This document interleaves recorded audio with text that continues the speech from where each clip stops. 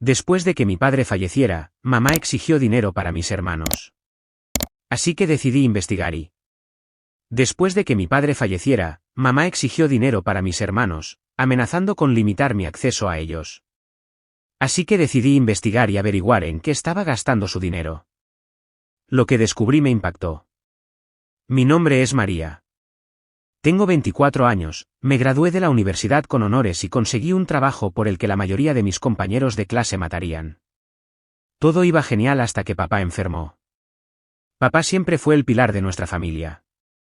Trabajaba como director ejecutivo en una empresa comercial, ganando suficiente dinero para mantener a mamá, a mis dos hermanos menores, Ethan, 13, y Noah, 11, y a mí. Mamá nunca trabajó un día en su vida, siempre se sintió orgullosa de ser ama de casa, aunque a veces me preguntaba qué hacía todo el día una vez que estábamos en la escuela. Cuando a papá le diagnosticaron cáncer terminal, todo cambió. Se deterioró rápidamente, pasando sus últimas 2 semanas en coma antes de fallecer. Todavía recuerdo la sensación de vacío en mi pecho cuando el médico me llamó al trabajo: lo siento, María, tu padre no lo logró. El funeral fue pequeño. Mamá lloró dramáticamente, agarrándose a su vestido negro, mientras mis hermanos permanecían en silencio a su lado, demasiado jóvenes para comprender completamente lo que estaba sucediendo. Les tomé las manos con fuerza, prometiéndoles que siempre estaría allí. Después del servicio, el abogado de papá, el señor Peterson, pidió hablar en privado con mamá y conmigo. Según el testamento de su padre, sus bienes se dividirán a partes iguales entre usted, señora Carter, y usted, María, explicó, deslizando un documento sobre la mesa. Asentí, esperando oír hablar de los ahorros, las inversiones y la casa de papá. Papá siempre fue cauteloso con el dinero, nos sermoneaba sobre ahorrar para los días de lluvia y tomar decisiones financieras inteligentes. Entonces, ¿exactamente de qué estamos hablando?, pregunté. El señor Peterson se ajustó las gafas. La casa familiar es el principal activo. Está valorada en aproximadamente $350.000. ¿Y los ahorros?, pregunté. Hubo una pausa incómoda. Parece que no hay ahorros significativos en las cuentas de su padre, dijo el señor Peterson, mirando a mamá, que mantenía la mirada baja. Eso no puede ser cierto, dije. Papá siempre ahorraba. Ganaba buen dinero. Mamá finalmente levantó la vista. Tu padre no tenía ahorros, María. La casa es todo lo que dejó. Quería discutir, pero no era el momento ni el lugar. En cambio, le dije a mamá que ella y los niños podían seguir viviendo en la casa.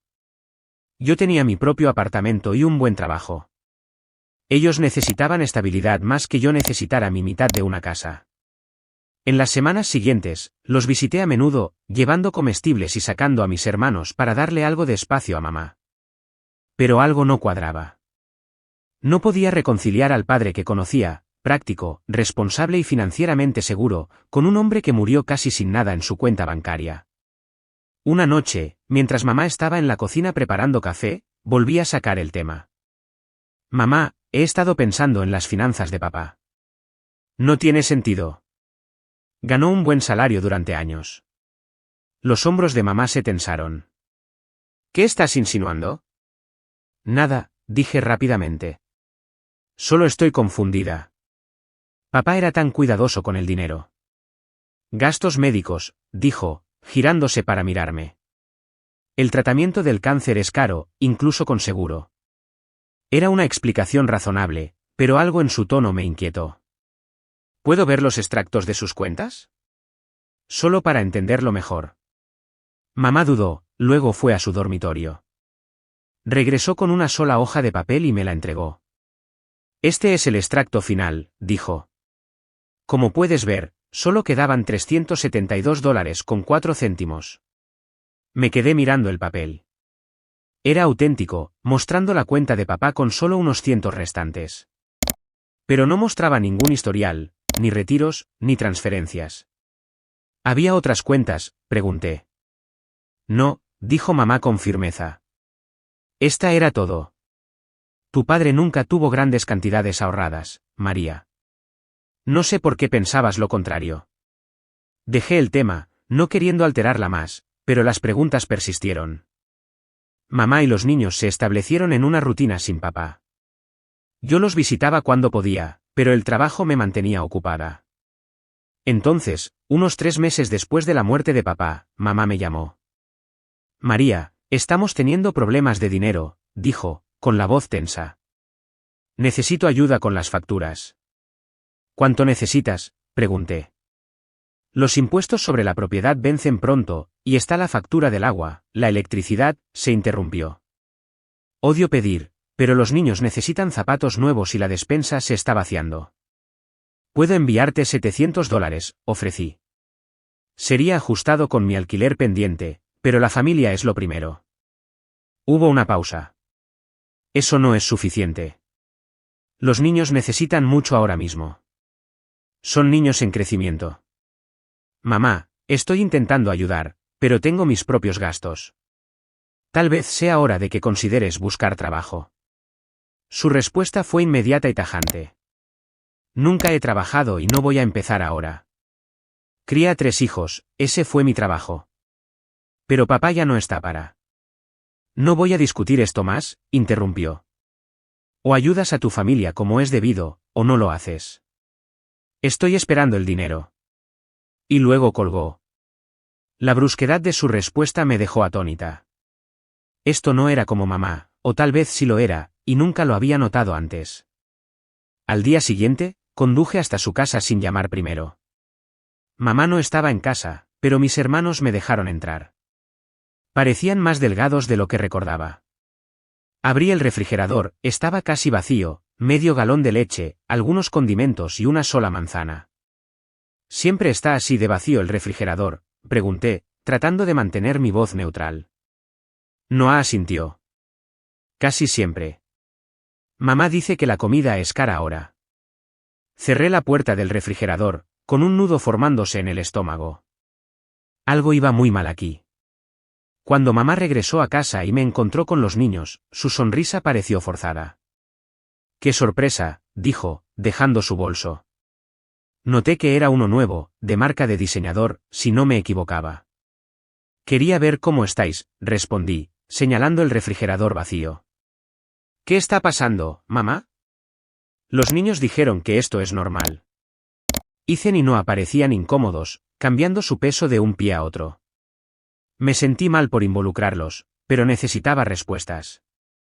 Niños, ¿por qué no vais a jugar videojuegos un rato?, sugirió mamá, su tono de repente dulce. Una vez que se fueron, su expresión cambió. ¿Cómo te atreves a cuestionarme delante de mis hijos? Tus hijos tienen hambre, mamá. Estoy preocupada. Discutimos durante casi 1 hora. Finalmente, le di otros $700, observando cómo los guardaba en su nuevo bolso sin mucha gratitud. Voy a ir a comprar comestibles ahora mismo, dijo en un tono que sugería que la había ofendido profundamente. Voy contigo, respondí, no confiando en ella con el dinero. El viaje de compras fue tenso, pero al menos el refrigerador y la despensa estaban llenos cuando terminamos. Abracé a mis hermanos para despedirme, prometiendo visitarlos pronto. De camino a casa, sonó mi teléfono. Era tía Linda, la hermana de papá. María, ¿cómo estás?, preguntó. Estoy bien. Acabo de salir de casa de mamá. ¿Cómo está ella? Me llamó ayer, sonando desesperada por dinero. Casi me salgo de la carretera. ¿Qué? Dijo que no podía pagar la factura de la luz, que los niños necesitaban ropa nueva. Le envié $500. Tampoco es la primera vez. Se me cayó el alma a los pies. ¿Cuándo más te ha pedido dinero? Oh, todos los meses desde que falleció tu padre. Supuse que estaba pasando apuros, siendo viuda con 2 niños y todo. Le di las gracias a tía Linda y colgué, con la mente a mil. Si mamá le estaba pidiendo dinero a tía Linda, ¿a quién más estaría llamando? Durante las semanas siguientes, contacté discretamente con otros miembros de la familia. Tío Robert había enviado $600 el mes pasado. Prima Jackie había ayudado con $300. Incluso la anciana madre de papá había enviado lo que pudo de sus ingresos fijos. Todo mientras mamá llevaba un bolso que había visto en internet por $1.200. Llamé a mamá esa noche, decidida a confrontarla. Hablé con tía Linda, dije, saltándome los cumplidos, y con tío Robert, y con la abuela. Hubo una pausa. ¿Y? Has estado pidiendo dinero a todo el mundo mientras dices que no puedes alimentar a mis hermanos. ¿Qué está pasando? Eso no es asunto tuyo, espetó. Estoy haciendo lo que tengo que hacer. Sí que es asunto mío cuando mis hermanos están cenando ramen mientras tú llevas bolsos de diseñador. Necesito este bolso para entrevistas de trabajo, mintió suavemente. ¿Qué entrevistas de trabajo? Me dijiste que te negabas a trabajar.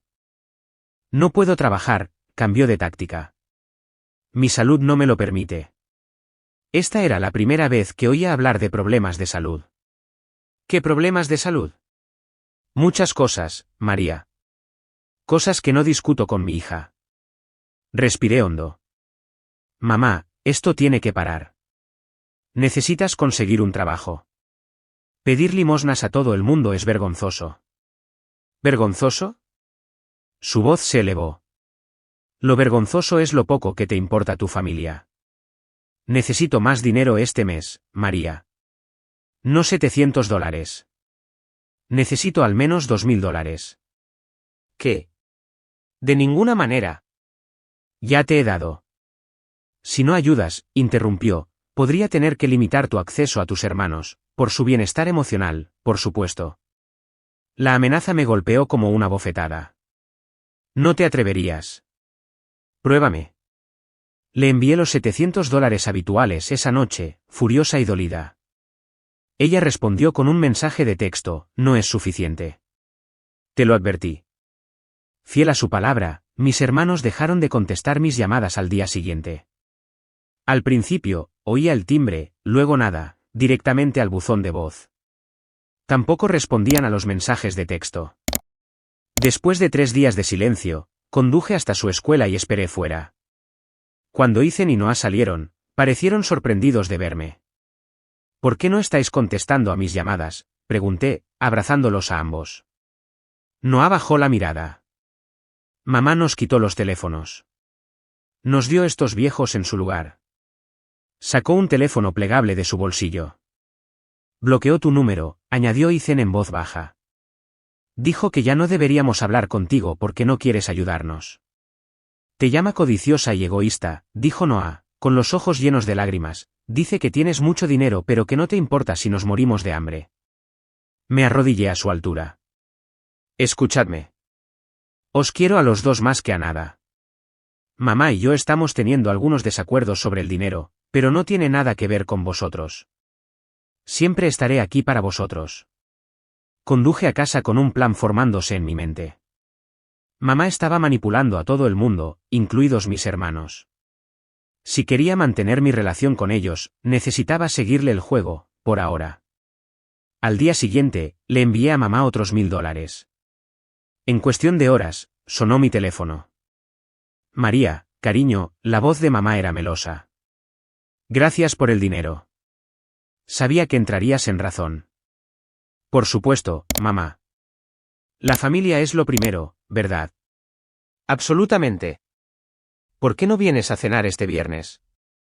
Los niños te extrañan. Acepté, secretamente disgustada por lo rápido que había cambiado su actitud. Llegó el viernes y llevé postre, un pastel caro que sabía que mamá apreciaría. Lo primero que hice al llegar fue revisar el refrigerador, estaba completamente abastecido. La cena fue surrealista. Mamá charló incesantemente sobre las tareas del hogar, actuando como si fueran grandes logros. Hoy he reorganizado el armario de la ropa blanca, se jactó, y ayer, finalmente me puse a pulir la plata. Asentí, pensando en cómo la gente normal no presume de cosas básicas de adultos. Los niños parecían más felices, sin embargo, relajados ahora que mamá no me criticaba.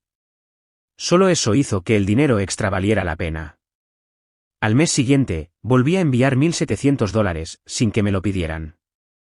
Mamá estaba encantada, llamándome para agradecérmelo profusamente. Nuestra relación parecía estar mejorando en la superficie, pero sabía que todo era una farsa, por ambas partes. Una semana después, mamá llamó con noticias. María, necesito un favor, empezó. Me voy de vacaciones, a Hawái. Solo una semana para desconectar, ¿sabes? Podrías quedarte con los niños. ¿Hawái? ¿La mujer que no podía permitirse comestibles se iba a Hawái? Por supuesto, dije, manteniendo mi voz neutral. ¿Cuándo? El próximo martes. Estaré fuera 2 semanas. 2 semanas en Hawái costarían miles. ¿De dónde iba a sacar ese dinero? ¿Los $1.700 míos? ¿Los $500 de tía Linda? ¿Tal vez más de otros? Se estaba acumulando, pero Hawái todavía parecía excesivo. No hay problema, dije. Me encantaría pasar tiempo con los niños. Esta era mi oportunidad. 2 semanas enteras para averiguar qué estaba pasando realmente. Cuando colgué, supe una cosa con certeza: mamá estaba ocultando algo grande, y yo iba a descubrir exactamente qué era.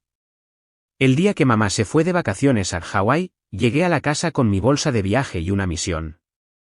Los niños estaban emocionados de que me quedara, ya planeando maratones de películas y torneos de videojuegos. Después de que los niños se acomodaran con la cena, pregunté casualmente: ¿sabéis dónde guarda mamá los documentos importantes? Necesito revisar algo sobre la antigua póliza de seguro de papá. Ethan se encogió de hombros. Probablemente en su oficina. Pasa mucho tiempo allí con su ordenador. Esperé hasta que estuvieron absortos en una película antes de escabullirme al dormitorio de mamá. Se sentía mal, fisgonear, pero necesitaba respuestas. El dormitorio en sí fue un shock. El armario estaba lleno de ropa nueva, con las etiquetas todavía en algunas prendas. Zapatos de diseñador alineaban el estante inferior. Un joyero en la cómoda contenía piezas que nunca había visto antes. La oficina de mamá estaba conectada a su dormitorio por una pequeña puerta. Su ordenador portátil estaba en el escritorio, cerrado pero no guardado bajo llave. Respiré hondo y lo abrí. Apareció la pantalla de la contraseña. ¿Qué usaría mamá? No era experta en tecnología y siempre usaba las mismas contraseñas para todo. Probé con su nombre. Bingo. Empecé con su correo electrónico, encontrando recibos de compras recientes: una cena de $300 en un restaurante de lujo la semana pasada, una juerga de compras de $2.500 en una boutique del centro, lo más impactante, una confirmación para un resort de lujo en las Maldivas, no en Hawái, por un total de $8.700 por una estancia de 2 semanas. A continuación, revisé sus extractos bancarios. Mamá tenía 2 cuentas, una para facturas que mostraba una actividad mínima y coincidía con lo que me dijo sobre estar arruinada, y otra, una cuenta personal que contaba una historia muy diferente. Esta segunda cuenta mostraba depósitos mensuales de $3.000 a $5.000, mucho más de lo que yo le estaba dando. Los gastos coincidían con el estilo de vida lujoso evidenciado por su armario: restaurantes de alta gama, boutiques de diseñador, tratamientos de spa y ahora, estas vacaciones en las Maldivas. Retrocedí en los extractos, tratando de rastrear la fuente de este dinero. Los depósitos regulares habían comenzado justo después de la muerte de papá. Antes de eso, había transferencias ocasionales desde la cuenta de papá, pero nada como estas grandes cantidades mensuales. Algo no cuadraba. Abrí una nueva pestaña e inicié sesión en el correo electrónico de papá, usando su antigua contraseña que había compartido conmigo para emergencias. La mayoría de los mensajes tenían ahora meses de antigüedad, pero filtré las comunicaciones bancarias. Ahí estaba, una notificación de transferencia de 3 días antes de que papá muriera. Volví a comprobar la fecha. Papá había estado en coma durante 2 semanas antes de morir. No podría haber hecho esta transferencia. Rápidamente crucé el número de cuenta con los extractos de mamá. Coincidía con su cuenta personal, la que estaba usando para financiar su estilo de vida lujoso. Mis manos temblaban mientras la verdad me golpeaba: mamá había transferido el dinero de papá, todos sus ahorros, a su cuenta personal mientras él estaba en coma, incapaz de dar su consentimiento. Luego, me había mentido a mí, al abogado, a todo el mundo, afirmando que papá no tenía ahorros. Necesitaba ayuda profesional para manejar esto. A la mañana siguiente, después de llevar a los niños a la escuela, llamé al señor Peterson, el abogado de papá. Necesito ver el extracto completo de las cuentas de mi padre de antes de que muriera, dije. Como su heredera, tengo ese derecho, ¿correcto? Sí, lo tiene, confirmó. ¿Puedo preguntar por qué? Le expliqué lo que había descubierto, y él guardó silencio durante un largo momento. Si lo que dice es cierto, esto lo cambia todo, dijo finalmente. Esos fondos deberían haber sido parte del patrimonio de su padre y dividirse según su testamento, la mitad para usted, la mitad para su madre. Eso es lo que pensé. Señorita Carter, podría emprender acciones legales contra su madre por esto. Las palabras quedaron suspendidas en el aire. ¿Demandar a mi propia madre? La idea me repugnaba, pero lo que había hecho era inconcebible. Había robado, no solo a papá, sino a mí, todo mientras manipulaba a todo el mundo con su acto de viuda pobre y descuidaba las necesidades de mis hermanos. ¿Podemos reunirnos mañana?, pregunté. Me gustaría discutir mis opciones. La reunión con el señor Peterson confirmó todo. La transferencia de $400.000 era claramente fraudulenta. Mamá había robado el dinero, lisa y llanamente, y yo tenía pruebas suficientes para llevarla a los tribunales. ¿Qué pasaría con mis hermanos si hiciera eso?, pregunté. Si su madre fuera declarada culpable de fraude, podría enfrentarse a una pena de cárcel, explicó. En ese caso, los niños necesitarían un tutor. ¿Podría ser yo? Dada su relación con ellos y su situación estable, sí, usted sería una opción lógica para la custodia. Pasé los días siguientes pensando qué hacer, observando a mis hermanos, que no tenían ni idea de que su madre era una ladrona. La extrañaban, hablaban de que volvería a casa con recuerdos de Hawái. Eran inocentes en todo esto. Mi decisión se cristalizó la noche antes de que mamá volviera. La confrontaría, pero también le ofrecería una salida, una que protegiera a mis hermanos y recuperara lo que era legítimamente mío sin destruir nuestra familia por completo. Puse a los niños en el autobús a la mañana siguiente, luego esperé en la sala a que llegara mamá. Alrededor del mediodía, oí la llave en la cerradura. Mamá entró, bronceada y relajada, arrastrando una maleta de diseñador. Su sonrisa desapareció cuando me vio sentada allí. ¿María? ¿Dónde están los niños? En la escuela, respondí con calma. Necesitamos hablar, mamá. Sobre los $400.000 de papá. El color se le fue del rostro. Intentó responder, pero no le salieron las palabras. Entonces, hizo algo que no esperaba, rompió a llorar. Pero estos no eran sus habituales sollozos manipuladores, estos parecían genuinos, las lágrimas de alguien que sabía que había sido descubierta. ¿Cómo te enteraste?, finalmente logró preguntar. Coloqué la carpeta de pruebas sobre la mesa de café entre nosotras. No importa cómo. Lo que importa es que robaste ese dinero mientras papá se estaba muriendo. Tomaste lo que debería haber sido la mitad mía y le mentiste a todo el mundo al respecto. Se desplomó en el sofá. No lo entiendes. Tenía miedo, María. Nunca he trabajado. No sabía cómo iba a sobrevivir con los niños. Así que cometiste fraude, vaciaste la cuenta de papá mientras estaba en coma. Hice lo que tenía que hacer, gritó, luego se contuvo. ¿Qué vas a hacer? La miré, a esta mujer que me había criado, pero a la que ya no reconocía, y le di mi ultimátum. Voy a darte una opción, mamá, y más te vale que pienses cuidadosamente antes de responder. Mamá me miró fijamente, con el rímel corriéndole por las mejillas. ¿Qué opción?, preguntó, su voz apenas por encima de un susurro.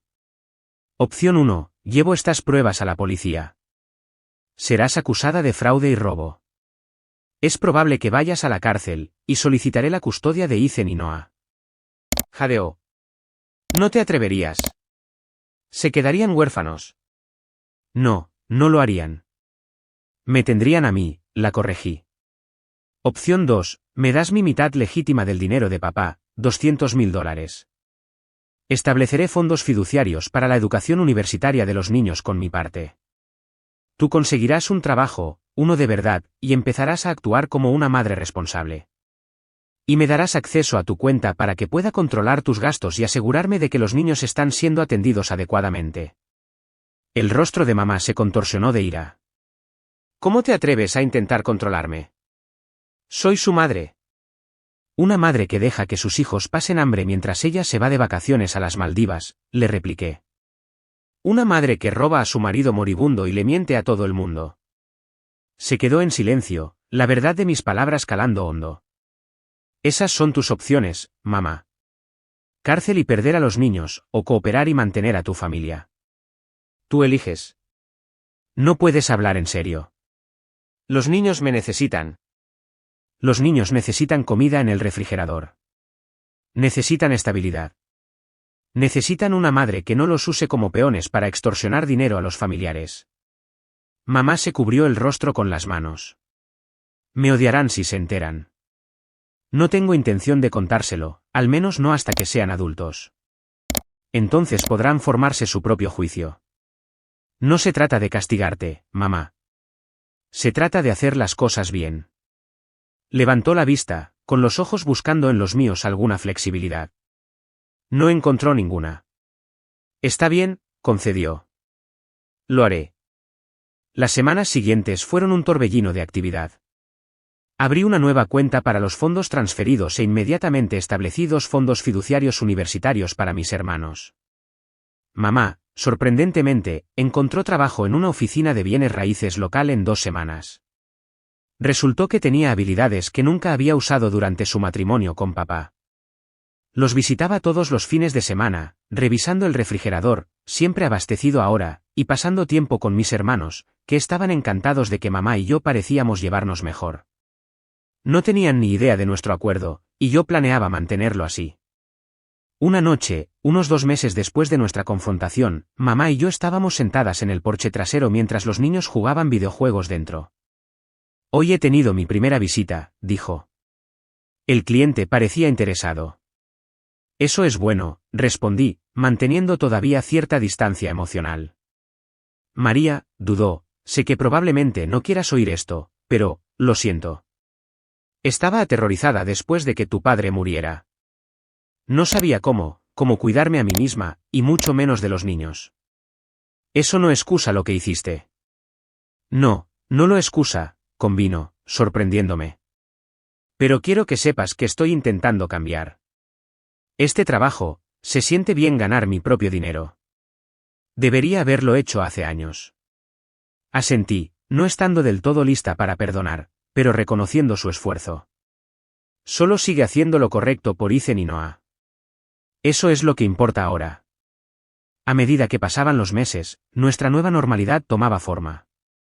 Mamá siguió trabajando, incluso consiguió un ascenso. Revisé sus cuentas con menos frecuencia a medida que demostraba ser más responsable. Los niños prosperaron con la estabilidad, ajenos al drama entre bastidores. Todavía no he perdonado completamente a mamá. No estoy segura de si alguna vez lo haré. La traición es demasiado profunda, las mentiras demasiado calculadas. Pero he hecho las paces con nuestro acuerdo, por el bien de mis hermanos. A veces, cuando veo a mamá interactuar con los niños ahora, ayudándoles con los deberes, animando en los partidos de fútbol, estando presente de maneras en que no lo estaba antes, vislumbro a la madre que creía tener al crecer. Tal vez finalmente se esté convirtiendo en esa persona, o tal vez solo sea una buena actriz. El tiempo dirá. En cuanto al futuro, mi plan sigue siendo, cuando los niños crezcan y sean independientes, venderé la casa de papá, dividiré las ganancias con mamá según el testamento y la dejaré vivir su vida como elija. Compraré un lugar lo suficientemente grande para que mis hermanos siempre tengan un hogar al que regresar cuando lo necesiten. Y un día, cuando sean lo suficientemente mayores para entenderlo, les contaré todo, no para ponerlos en contra de mamá, sino porque se merecen la verdad. Ellos pueden decidir por sí mismos si perdonarla o no. La semana pasada, encontré una foto de papá en mi antiguo dormitorio. Está sonriendo, con su brazo alrededor mío en mi graduación universitaria. Parecía tan orgulloso, tan seguro de que nos había preparado a todos para un buen futuro. En cierto modo, lo hizo, solo que no de la manera que pretendía. Su muerte reveló el verdadero carácter de mamá, la obligó a ser autosuficiente y me enseñó a defender lo que es correcto, incluso cuando es doloroso. Y el dinero que ahorró, la mitad del cual ahora espera la educación de mis hermanos, les ayudará a construir sus propios futuros. Visito la tumba de papá a veces, llevando flores frescas y poniéndole al día sobre los últimos logros de los niños. Me gusta pensar que aprobaría cómo manejé las cosas, que de alguna manera, logré honrar sus deseos mientras protegía a sus hijos. Mamá me envió un mensaje de texto esta mañana, preguntándome si voy a cenar este fin de semana. Voy, por supuesto. No por ella, sino por Ethan y Noah. Y tal vez, un poquito, también por mí misma. Porque a pesar de todo, siguen siendo mi familia. Rota e imperfecta, pero mía.